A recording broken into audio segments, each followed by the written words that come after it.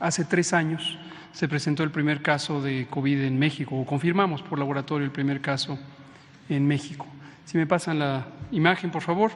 Como hemos venido comentando, la epidemia a lo largo de estos 3 años se caracterizó por una serie de oleadas o subidas y bajadas en la intensidad de la transmisión, de la ocurrencia de casos, del registro de personas enfermas, personas hospitalizadas y en su momento personas que perdieron la vida desafortunadamente.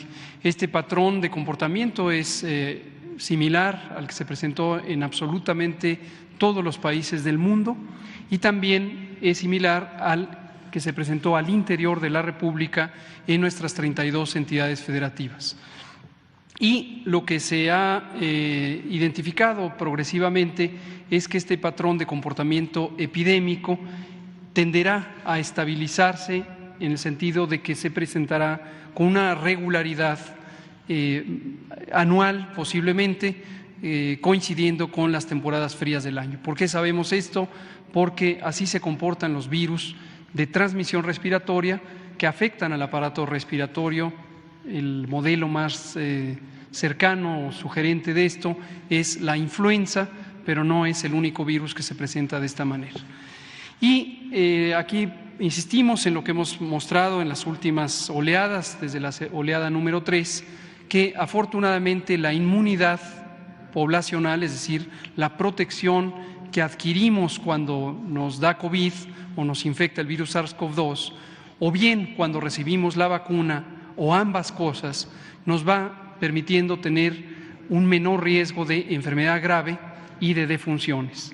Y cuando lo vemos agregado a nivel de la población, lo vamos a ver ahorita por una vez más, el contraste entre esta curva epidémica que es de casos, los casos que están ocurriendo, cómo se ha ido reduciendo su representación en personas hospitalizadas y sobre todo en personas que pierden la vida.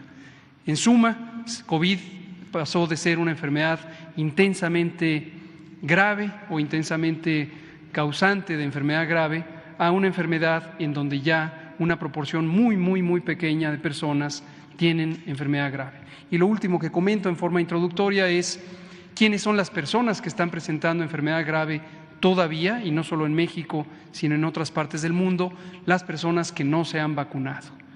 Entonces, la vacuna sigue siendo un instrumento fundamental de reducción de daños.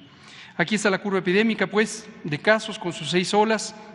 Tenemos todavía esta tendencia de descenso, ha tenido un comportamiento en las últimas 4 semanas de menor velocidad de descenso. Eso no es inusual, ha ocurrido, como se puede ver en la propia gráfica, en los periodos interepidémicos de otras oleadas, por ejemplo, entre la oleada 2 y la 3, que también estuvo un periodo largo en donde el descenso fue más lento. No necesariamente es algo de qué preocuparse.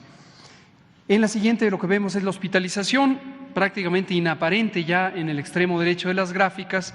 La de arriba en color rojo es la ocupación de camas generales, la de abajo en camas de terapia intensiva o cuidados intensivos, y se ha mantenido también en un periodo más o menos de 6 a 8 semanas estable, con pequeñas fluctuaciones, pero ocupación mínima. Ya hay muy pocas personas hospitalizadas por COVID o por sospecha de COVID. Y la última es la gráfica de mortalidad a la que hacía referencia. Vean ustedes cómo la primera ola fue intensa, la segunda fue aún más intensa, fue la más intensa en el invierno, otoño-invierno de 2020 a 2021 y posteriormente, por efecto principalmente de la vacunación en su momento y después de la suma de vacunación más la historia de haber tenido infecciones, se ha ido reduciendo y el contraste es impresionante, la mínima mortalidad que tenemos en esta 6ª ola comparado con la que tuvimos en las olas precedentes.